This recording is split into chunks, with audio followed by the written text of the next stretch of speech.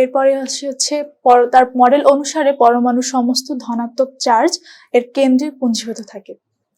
সৌর মডেল পরীক্ষাটা কিরকম ছিল? রাদারফোর্ড হচ্ছে একটা স্বর্ণপাতকে রেখে এবং তার অপোজিট সাইডে একটা জিঙ্ক সালফাইড পর্দা রাখেন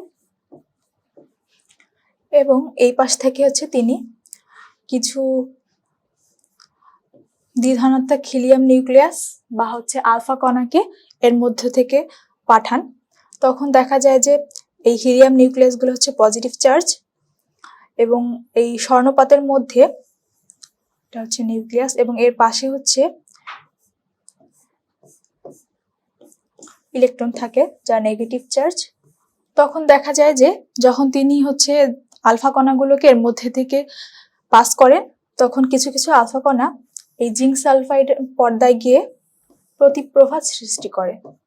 এখানে একটা আলোর ঝলকানি দেখা যায় এবং কিছু কিছু আলফা কণা এভাবে বেঁকে ফিরে আসে।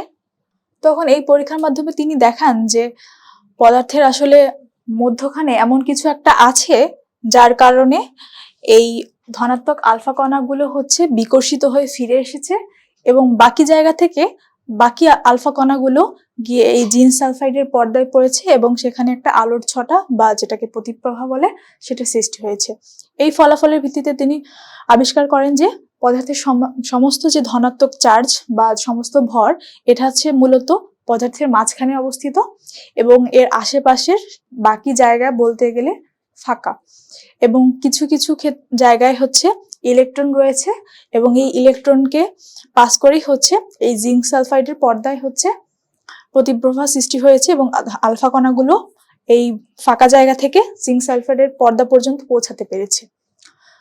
তো এরপরে আসি তার পরীক্ষার ফলাফল হিসেবে নিউক্লিয়াস ছাড়া পরমাণুর ভেতরের অবশিষ্ট অংশ ফাঁকা। এটা ছিল তার পরীক্ষার একটা ফলাফল, অবশিষ্ট অংশ হচ্ছে ফাঁকা। এবার হচ্ছে আলফা কণা ইলেকট্রনের তুলনায় প্রায় 7000 গুণ ভারী। আমরা আলফা কণার যদি সংকেত দেখি তাহলে সেটাই হবে এরকম। এটা হচ্ছে আলফা কণার সংকেত।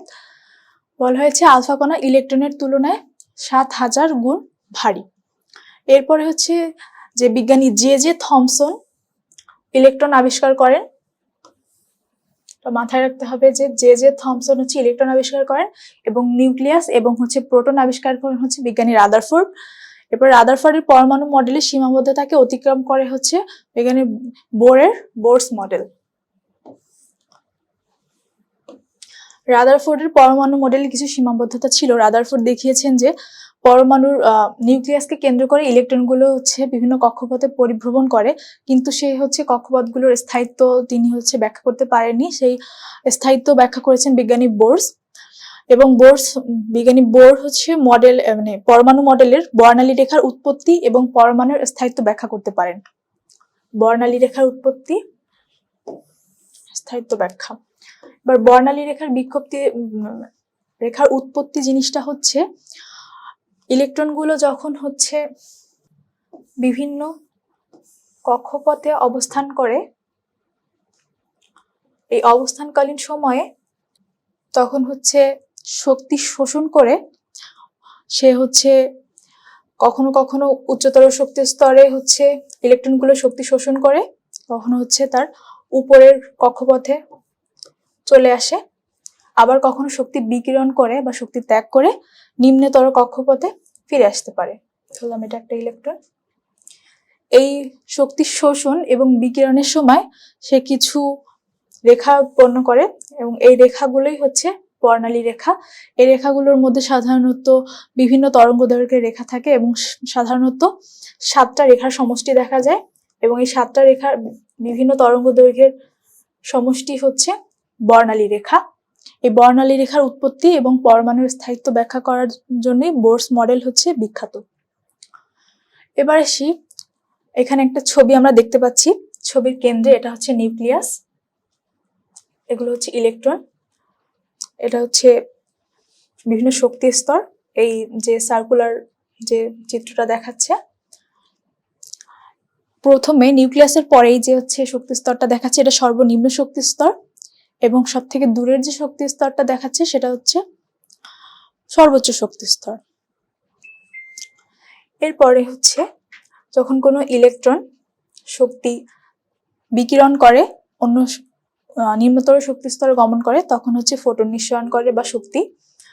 আবার যখন হচ্ছে উচ্চতর শক্তি স্তরে গমন করে তখন হচ্ছে এক প্রকার শক্তি বা ফোটন বিচ্ছুরণ করে। এগুলোই সাধারণত বর্ণালী রেখা হিসেবে পরিচিত। এবার আসি নিউক্লিয়াসের বিভিন্ন শক্তি স্তরের ব্যাসার্ধ এবং শক্তির হিসাব। নিউক্লিয়াসের থেকে এক একটা শক্তি স্তর যত মানে এক এক রকম দূরত্বে অবস্থান করে এবং সেই অনুসারে তাদের শক্তিও আলাদা আলাদা হয়ে থাকে। এবার আসি প্রথম কক্ষপথের শক্তি। প্রথম কক্ষপথের শক্তিকে সাধারণত হয় -13.6 ইলেকট্রন ভোল্ট এবং এই শক্তিকে সবসময় হচ্ছে ইলেকট্রন ভোল্টে প্রকাশ করা হয়। আবার n-তম কক্ষপথের যখন শক্তি হিসাব করব তখন হচ্ছে আমরা লিখব En = একদম প্রথম যে কক্ষপথের শক্তি, এটা হচ্ছে আমাদের মানটা মাথায় রাখতে হবে যে -13.6 ইলেকট্রন ভোল্ট। তখন হচ্ছে কততম শক্তি স্তরের আমরা শক্তি হিসাব করতে চাই তখন সেই শক্তি স্তরের মানটা আমরা এখানে বসাবো। এখানে হবে -13.6 আর ধরলাম আমরা দ্বিতীয় শক্তি স্তরের হচ্ছে শক্তি হিসাব করব তখন আমরা এখানে বসাবো 2 স্কয়ার। এবার আসি প্রথম কক্ষপথের ব্যাসার্ধ। প্রথম কক্ষপথের ব্যাসার্ধ হচ্ছে 0.53 অ্যাংস্ট্রম। যখন আমরা n-তম কক্ষপথের ব্যাসার্ধ হিসাব করব তখন তার সূত্রটা হবে এরকম, Rn = R1 × n²। ধরলাম আমরা দ্বিতীয় কক্ষপথের ব্যাসার্ধ হিসাব করব তখন আমরা লিখব হচ্ছে R2 = হচ্ছে 0.53 × 2 স্কয়ার। তাহলে এই হচ্ছে কক্ষপথের ব্যাসার্ধ এবং শক্তির হিসাব। এরপরে আসি তেজস্ক্রিয়তা কি। তেজস্ক্রিয় হচ্ছে পদার্থের একটা স্বতঃস্ফূর্ত বৈশিষ্ট্য বা ঘটনা এবং যেসব পরমাণুর হচ্ছে নিউক্লিয়াস অনেক ভারী থাকে তাদের ক্ষেত্রে হচ্ছে এই বৈশিষ্ট্যটা দেখা যায়। তেজস্ক্রিয়তার বিভিন্ন বৈশিষ্ট্যের মধ্যে হচ্ছে প্রথম বৈশিষ্ট্য হচ্ছে যেসব মৌলের পারমাণবিক সংখ্যা 83 এর বেশি সেসব পদার্থই তেজস্ক্রিয় ধর্ম দেখায়।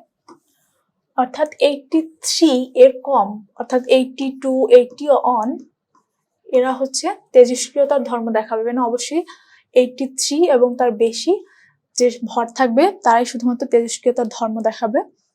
তেজস্ক্রিয় পদার্থ থেকে সাধারণত আলফা, বিটা এবং গামা রশ্মি নির্গত হয়। কোন তিনটা রশ্মি নির্গত হয়? আলফা, বিটা এবং গামা।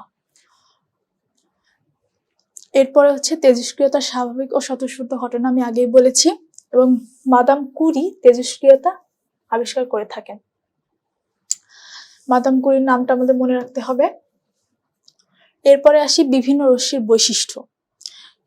বৈশিষ্ট্যের মধ্যে আছে যে রশ্মিটা আসলে কি, তার ভর কত, তার চার্জ কত। প্রথমেই আসি তেজস্ক্রিয় রশ্মির তিনটা যে রশ্মি মানে তেজস্ক্রিয় পদার্থ যে তিনটা রশ্মি নির্গত করে তার মধ্যে হচ্ছে আলফা। আলফা হচ্ছে দ্বিধনাত্মক হিলিয়াম নিউক্লিয়াস, একটু আগেই লিখেছিলাম।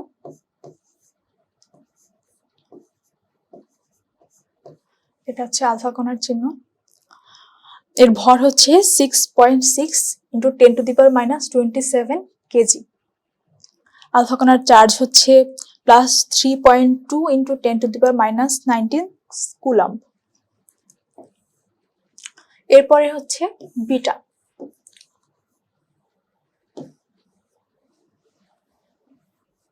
এই তিনটা রশ্মিকে এইভাবে চিহ্নিত করা হয়। এরপরে হচ্ছে বিটা রশ্মি মূলত হচ্ছে ইলেকট্রন। এটা হচ্ছে মূলত ইলেকট্রন। এর ভর হচ্ছে ইলেকট্রনের ভরের সমান 9.1 × 10⁻31 কেজি। আর এর চার্জ হচ্ছে ইলেকট্রনের চার্জের সমান -1.6 × 10⁻19 কুলম্ব। এরপরে আসি গামা রশ্মি। গামা রশ্মি হচ্ছে এক প্রকার তরঙ্গ। এর কোনো ভরও নেই, এর কোনো চার্জও নেই। আর এক্স রশ্মির ক্ষেত্রেও গামা রশ্মির মতো সেম, এরা হচ্ছে এক প্রকার তরঙ্গ, এদের ভরও নেই, এদের কোনো চার্জ নেই, অর্থাৎ এরা চার্জবিহীন। এরপরে আসি বিভিন্ন মৌলের মৌলিক সংখ্যা ও নিউক্লিয়াসের প্রতীক। মৌলিক সংখ্যা এবং নিউক্লিয়াসের প্রতীক। মৌলগুলো কি কি আছে আমরা দেখি। Hydrogen, helium, lithium, beryllium, boron, carbon, nitrogen. আমি মাত্র এই কয়টাই দেখিয়েছি, তোমরা বাদবাকি মৌলগুলো দেখে নিবে বই থেকে। তো প্রতীক হচ্ছে, হাইড্রোজেনের প্রতীক হচ্ছে H, হিলিয়ামের হচ্ছে He, লিথিয়ামের হচ্ছে Li, beryllium Be, boron B, carbon C এবং নাইট্রোজেন হচ্ছে N। পারমাণবিক সংখ্যা হাইড্রোজেনের 1, এটা আমরা জানি। হাইড্রোজেনের ক্ষেত্রে হাইড্রোজেনের নিউক্লিয়াসে নিউট্রন সংখ্যা 0, জন্য ভর সংখ্যা হচ্ছে 1, মানে হাইড্রোজেনে একটি মাত্র প্রোটন সংখ্যা আছে এবং প্রতীক হচ্ছে এরকম। হিলিয়ামের ক্ষেত্রে পারমাণবিক সংখ্যা হচ্ছে 2, নিউট্রন সংখ্যা 2, ভর সংখ্যা 4 এবং হিলিয়ামের প্রতীক হচ্ছে এরকম। লিথিয়ামের ক্ষেত্রে হচ্ছে লিথিয়ামের পারমাণবিক সংখ্যা 3, লিথিয়ামের নিউট্রন সংখ্যা হচ্ছে 4, এর ভর সংখ্যা হচ্ছে 7 এবং লিথিয়ামকে এভাবে লেখা হয়। এরপরে হচ্ছে বেরিলিয়াম। বেরিলিয়ামের ক্ষেত্রে আছে আমরা জানি বেরিলিয়ামের পারমাণবিক সংখ্যা বা ইলেকট্রন সংখ্যা হচ্ছে 4, নিউট্রন সংখ্যা 5 এবং এর ভর সংখ্যা হচ্ছে 9। বোরনের ক্ষেত্রে হচ্ছে বোরনের পারমাণবিক ইলেকট্রন সংখ্যা হচ্ছে 5, নিউট্রন সংখ্যা 6 এবং ভর সংখ্যা হচ্ছে 11। কার্বন হচ্ছে 6, এর পারমাণবিক সংখ্যা, ইলেকট্রন সংখ্যাও 6, নিউট্রন সংখ্যা হচ্ছে 6 এবং ভর সংখ্যা হচ্ছে 12।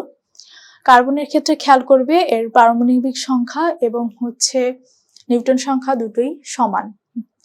এরপরে হচ্ছে নাইট্রোজেন। নাইট্রোজেনের ক্ষেত্রেও পারমাণবিক সংখ্যা এবং নিউট্রন সংখ্যা দুটোই সমান এবং ইলেকট্রনের সংখ্যাও সমান এবং ভর সংখ্যা হচ্ছে নাইট্রোজেনের ক্ষেত্রে 14 এবং নাইট্রোজেনকে এভাবে লেখা হবে 7।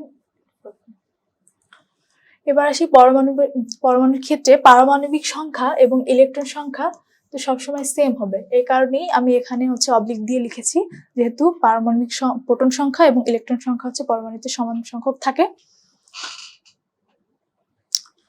এরপর আসি কতগুলো প্রয়োজনীয় রাশি, সেগুলো হচ্ছে আমরা দেখবো আইসোটোপ, আইসোবার এবং আইসোটোন।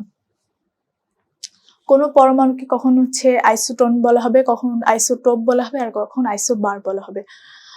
প্রথমেই আসি আইসোটোপ। আইসোটোপের ক্ষেত্রে যেসব পরমাণুর পারমাণবিক সংখ্যা একই কিন্তু ভর সংখ্যা বা পারমাণবিক ওজন ভিন্ন তাদেরকে বলা হবে আইসোটোপ। আইসোটোপের ক্ষেত্রে কি হবে, পারমাণবিক সংখ্যা ভিন্ন, পারমাণবিক সংখ্যা একই কিন্তু হচ্ছে ভর সংখ্যা ভিন্ন, তাদেরকে বলবো আইসোটোপ।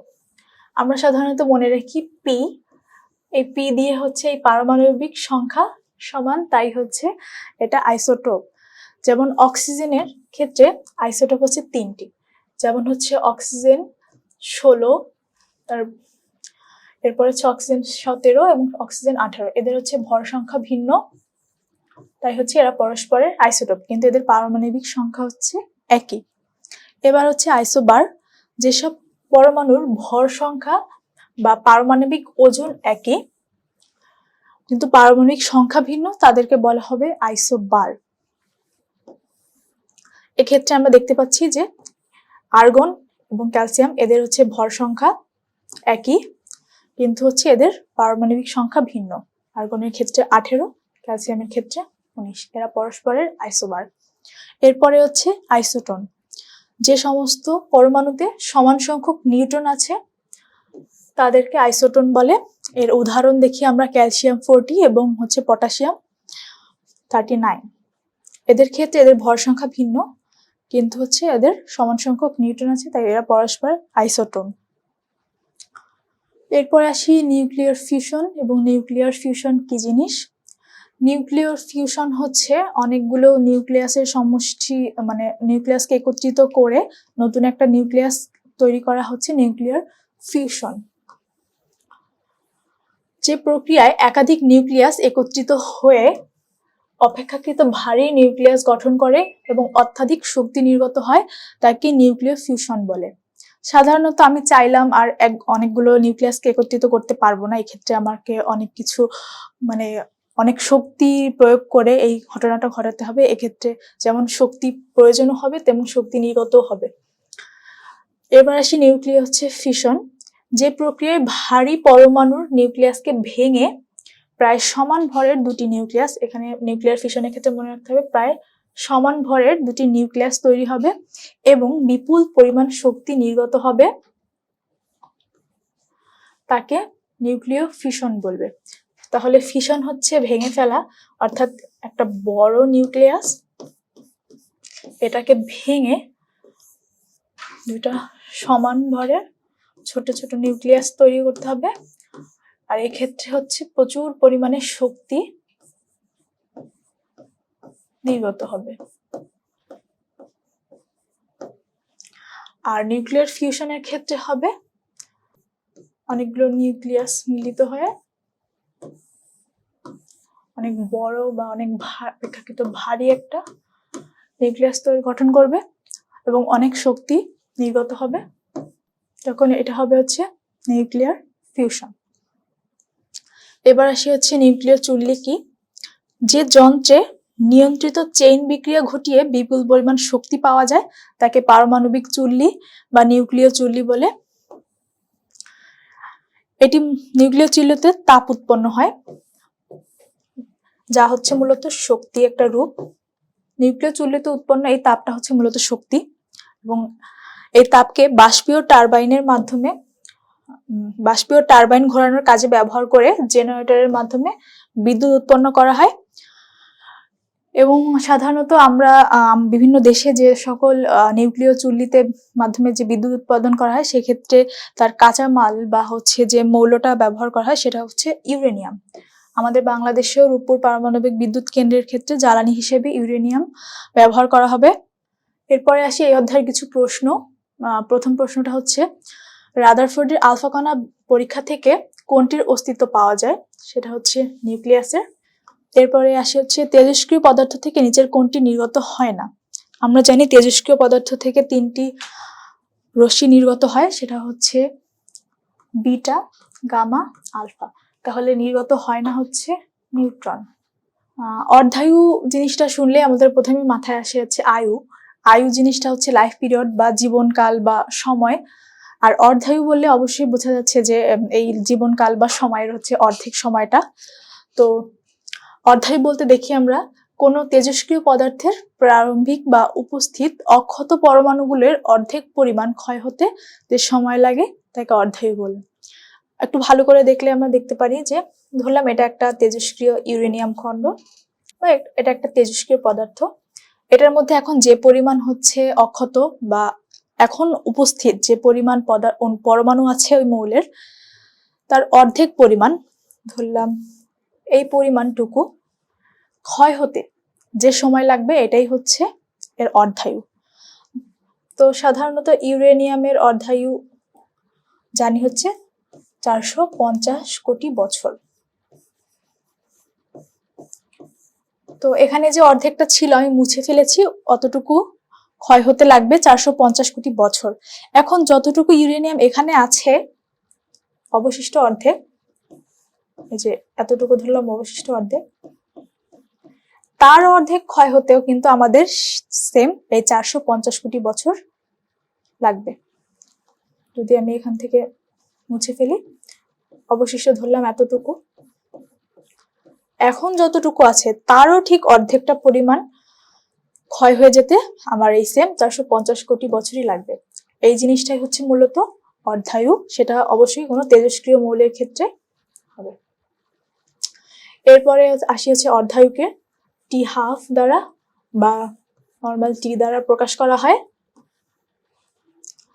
প্রত্যেকটি তেজস্ক্রিয় পরমাণুর আয়ুর যোগফল, মানে যোগফলকে পরমাণুর প্রারম্ভিক সংখ্যা দ্বারা ভাগ করলে যে আয়ু পাওয়া যাবে তাকে এই তেজস্ক্রিয় পদার্থের গড় আয়ু বলবে। তাহলে প্রারম্ভিক সংখ্যা মানে যে পদার্থটার এখন আমরা অর্ধায়ু হিসাব করব, এর ক্ষয় হয়ে যাওয়ার আগে এটার মধ্যে যতগুলো পরমাণুর সংখ্যা ছিল তাকে তার অর্ধায়ু দ্বারা যদি ভাগ করি তবে হচ্ছে তেজস্ক্রিয় পদার্থের আমরা গড় আয়ু পাবো। অর্থাৎ গড় আয়ু এবং অর্ধায়ুর মধ্যে সম্পর্ক হচ্ছে এরা পরস্পরের সমানুপাতিক, অর্থাৎ অর্ধায়ু বাড়লে গড় আয়ু বাড়বে, গড় আয়ু কমলে অর্ধায়ু কমবে, পরস্পরের সমানুপাতিক। এবার আরো কিছু প্রশ্নে আসি। ভর সংখ্যা বলতে নিউক্লিয়াসে অবস্থিত কিসের সংখ্যাকে বোঝায়? কিসের সংখ্যাকে বোঝায়? ভর সংখ্যা বলতে মূলত বোঝায় হচ্ছে প্রোটন এবং নিউট্রনকে, মাথায় রাখতে হবে। এরপরে আসি হচ্ছে তেজস্ক্রিয়তার এসআই একক কি। অপশনগুলো দেখি আমরা। প্রথমে অপশন হচ্ছে কুরি, তারপরে দ্বিতীয় অপশন হচ্ছে বেকারেল, তারপরে অপশন হচ্ছে রন্টজেন, তারপরে হচ্ছে হেনরি। তো তেজস্ক্রিয়তার এসআই একক হচ্ছে বেকারেল, এটা মাথায় রাখতে হবে। যদিও মাদাম কুরি হচ্ছে তেজস্ক্রিয়তার প্রথম আবিষ্কারক, কিন্তু এসআই একক হবে হচ্ছে বেকারেল। এরপরে আসি হচ্ছে মানবদেহে ক্যান্সার আক্রান্ত কোষকে ধ্বংস করার জন্য কোন রশ্মি ব্যবহার করা হয়? মানবদেহের ক্যান্সার আক্রান্ত কোষকে ধ্বংস করার জন্য ব্যবহার করা হয় হচ্ছে গামা রশ্মি। এরপরে আসি হচ্ছে যে নিউক্লিয়াসের প্রোটন সংখ্যা সমান কিন্তু ভর সংখ্যা ভিন্ন, তাহলে কি হবে? আমরা একটু আগে আইসোটোপ, আইসোবার, আইসোটোনের ক্ষেত্রে আলোচনা করেছি যে নিউক্লিয়াসের ভিতর প্রোটন সংখ্যা সমান হলে এবং ভর সংখ্যা ভিন্ন হলে সেটা হবে হচ্ছে আইসোটোপ। এরপরে আসি সেমিকন্ডাক্টর ও ইলেকট্রনিক্স এই চ্যাপ্টারে। প্রথমে দেখতে পাই যে সমস্ত পদার্থের ভেতর দিয়ে তড়িৎ সহজে চলাচল করে সেগুলোকে বলা হয় পরিবাহী।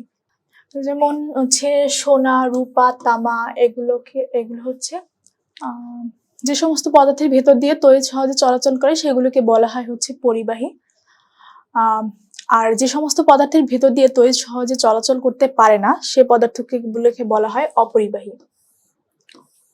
এবং অপরিবাহী পদার্থের মধ্যে আছে যেমন রাবার, সিরামিক এবং কাঁচ ইত্যাদি। সহজ ভাষায় বললে আমরা জানি যে ধাতু হচ্ছে বিদ্যুৎ পরিবহন করে এবং অধাতু বিদ্যুৎ পরিবহন করে না। তো হচ্ছে সোনা, রূপা, তামা এগুলো সবই হচ্ছে ধাতব পদার্থ এবং এগুলো হচ্ছে সহজেই বিদ্যুৎ পরিবহন করতে পারে, অর্থাৎ আয়নিত হতে পারে, ইলেকট্রন ত্যাগ করতে পারে, তো বা ইলেকট্রন গ্রহণ করতে পারে। এক্ষেত্রে হচ্ছে তারা আয়নিত হতে পারে দেখে তারা হচ্ছে পরিবাহীর আচরণ করে। এবং রাবার, সিরামিক, কাঁচ এগুলো হচ্ছে বিদ্যুৎ পরিবহন করতে পারে না, তাই এরা হচ্ছে অপরিবাহী। পরিবাহী এবং অন্তরকের মাঝামাঝি এক ধরনের পদার্থ আছে, অর্থাৎ এদের মাঝামাঝি, যার তড়িৎ পরিবাহিতা পরিবাহীর চেয়ে অনেক কম। তড়িৎ পরিবাহিতা পরিবাহীর চেয়ে অনেক কম, অর্থাৎ সে খুব কম পরিমাণে বিদ্যুৎ পরিবহন করতে পারে, কিন্তু হচ্ছে যে মানে অন্তরকও না, মানে অর্থাৎ সে যে একদম অপরিবাহী তাও না, অন্তরকের চেয়ে বেশি। যেমন জার্মেনিয়াম এবং সিলিকন, কার্বন ইত্যাদি। যেগুলো হচ্ছে পরিবাহী এবং অন্তরকের মাঝামাঝি আচরণ করে সেগুলো হচ্ছে জার্মেনিয়াম, সিলিকন, কার্বন। সে আমাদের দৈনন্দিন জীবনে টিভি, টেলিফোন, কম্পিউটার, মোবাইল ইত্যাদিতে হচ্ছে ব্যবহৃত হয় একটা জিনিস, সেটা হচ্ছে ডায়োড বা হচ্ছে এই যে অর্ধপরিবাহী, একে অনেক সময় বলা হয় হচ্ছে সেমিকন্ডাক্টর। এছাড়া এসি বা হচ্ছে দিক পরিবর্তী যে বিদ্যুৎ, তাকে হচ্ছে ডিরেক্ট বা দিক অপরিবর্তী যে বিদ্যুৎ করা সহ বেতার ও টিভির সিগন্যাল ডিরেক্টর হিসেবে ডায়োড ব্যবহার করা হয়। এরপর আসিয়েছে বিশুদ্ধ, এরপর আসিয়েছে ডায়োডের ব্যবহার।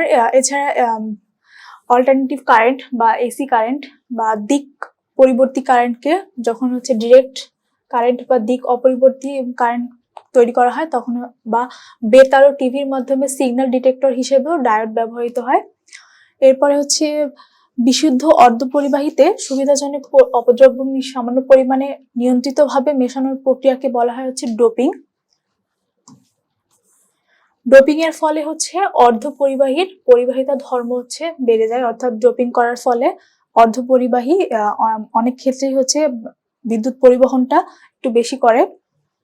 এরপরে হচ্ছে রেকটিফায়ার। রেকটিফায়ার ব্যবহার করে হচ্ছে এসি প্রবাহকে ডিসি প্রবাহে বা দিক পরিবর্তী প্রবাহকে অদিক পরিবর্তী প্রবাহে রূপান্তর করা যায়। এরপর হচ্ছে ট্রানজিস্টর। ট্রানজিস্টর ব্যবহার করে হচ্ছে বিভিন্ন রকমের সুইচ তৈরি করা হয়, এটা মাথায় রাখতে হবে। এরপর হচ্ছে ট্রানজিস্টর বিবর্ধক বা অ্যাম্পলিফায়ার হিসেবেও ব্যবহার করা হয় ট্রানজিস্টরকে। এরপরে হচ্ছে সংখ্যা বা নাম্বার পদ্ধতি। সংখ্যা পদ্ধতি বলতে বোঝায় যে মানুষের প্রয়োজনে মানুষ যখন বিভিন্ন জিনিস গণনা করে এবং গণনা করার ক্ষেত্রে যে সকল প্রতীক বা অঙ্কগুলো ব্যবহার করে এবং সেই প্রতীক বা অঙ্কগুলোর সমষ্টিকে আমরা মূলত বলা হয় হচ্ছে সংখ্যা পদ্ধতি বা নাম্বার পদ্ধতি বলে থাকি। কোন সংখ্যা লেখার বা প্রকাশ করার পদ্ধতিকে সংখ্যা পদ্ধতি বলে। কোন সংখ্যা পদ্ধতির বেজ হচ্ছে ওই পদ্ধতিতে ব্যবহৃত মৌলিক চিহ্নসমূহের মোট সংখ্যা। মৌলিক চিহ্নসমূহের মোট সংখ্যা অর্থাৎ বিভিন্ন যে সংখ্যা পদ্ধতি তাতে যে কয়টা সংখ্যা বা অঙ্ক মিলে ওই সংখ্যাগুলোকে প্রকাশ করা হয় তাই হচ্ছে ওই সংখ্যা পদ্ধতির মোট চিহ্নের সংখ্যা। ডিজিটাল সার্কিটে 4 ধরনের গাণিতিক সিস্টেম সাধারণত ব্যবহৃত হয়। এই 4 ধরনের গাণিতিক সিস্টেমের মধ্যে হচ্ছে 10 ভিত্তিক সংখ্যা পদ্ধতি। এই 10 ভিত্তিক সংখ্যা পদ্ধতিতে হচ্ছে 1 থেকে 10 পর্যন্ত সংখ্যা ব্যবহৃত হয়। 10 এরপর হচ্ছে বাইনারি বা 2 ভিত্তিক সংখ্যা পদ্ধতি বা বাইনারি সংখ্যা পদ্ধতির এখানে যেমন বলা হয়েছে যে মৌলিক চিহ্নসমূহ হচ্ছে ওই সংখ্যা পদ্ধতির বেস। বাইনারি সংখ্যা পদ্ধতি তাহলে বেস হবে 2, দশমিক বা ডেসিমেল এর ক্ষেত্রে বেস হবে হচ্ছে 10। বাইনারি সংখ্যা পদ্ধতিতে শুধুমাত্র 1 এবং 2 এই দুইটা হচ্ছে মৌলিক চিহ্ন, তাই এর বেস হচ্ছে 2। অক্টাল বা 8 ভিত্তিক সংখ্যা পদ্ধতিতে ব্যবহৃত মৌলিক চিহ্নগুলো হবে 7, 8। এরপরে হচ্ছে হেক্সাডেসিমেল বা 16 ভিত্তিক সংখ্যা পদ্ধতি। এই হেক্সাডেসিমেল বা 16 ভিত্তিক সংখ্যা পদ্ধতিতে 16টা মৌলিক চিহ্ন ব্যবহৃত হয়। এগুলো হচ্ছে এখানে হচ্ছে একটা বেশি 16 ভিত্তিক বা হেক্সাডেসিমেল সংখ্যা পদ্ধতিতে এই কয়টা মৌলিক চিহ্ন ব্যবহৃত হয়। পরে হচ্ছে আসি আমরা লজিক গেট। লজিক গেট হচ্ছে যে সকল ডিজিটাল ইলেকট্রনিক বর্তনী এক বা একাধিক ইনপুট গ্রহণ করে এবং বুলিয়ান বীজগণিত অনুযায়ী প্রক্রিয়াজাত করে এবং একটি মাত্র আউটপুট প্রদান করে তাকে হচ্ছে লজিক গেট বলা হয়। মূলত 3 ধরনের লজিক গেট আছে, সেটা হলো বা মৌলিক। এই মৌলিক লজিক গেট হচ্ছে 3 প্রকার। এটা হচ্ছে অ্যান্ড গেট। অ্যান্ড গেট দেখতে অনেকটা হচ্ছে এরকম, এবং অ্যান্ড গেটের মাধ্যমে হচ্ছে যে যৌক্তিক গুণ অপারেশন করা হয়। সেক্ষেত্রে হচ্ছে অ্যান্ড গেটে যদি 2টা ইনপুট দেওয়া হয় তাহলে অ্যান্ড গেটের আউটপুট হবে এরকম, ধরলাম এটা আউটপুট, এবং এটা হবে যৌক্তিক গুণ a ডট b। এরপরে হচ্ছে অর গেট। অর গেটের ক্ষেত্রে হচ্ছে যৌক্তিক যোগ অপারেশন করা হয়, আর লজিক্যাল অর অপারেশন। এক্ষেত্রে যদি 2টি ইনপুট থাকে আউটপুট হবে, যদি a b হয় তাহলে আউটপুট হবে a প্লাস b। এবং নট গেটের চিহ্ন হবে এরকম। নট গেটে যদি একটি ইনপুট দেওয়া হয় তাহলে সেই ইনপুটটিকে রিভার্স করে দিবে।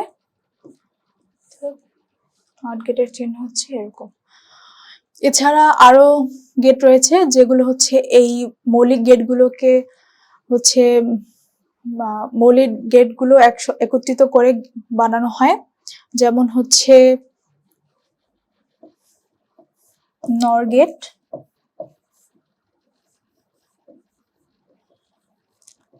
এবং হচ্ছে ন্যান্ড গেট। নর গেট হচ্ছে অর গেট এবং নট গেটের সমন্বয়ে বানানো হয়, এবং ন্যান্ড গেট হচ্ছে অ্যান্ড গেট এবং হচ্ছে নট গেটের সমন্বয়ে বানানো হয়।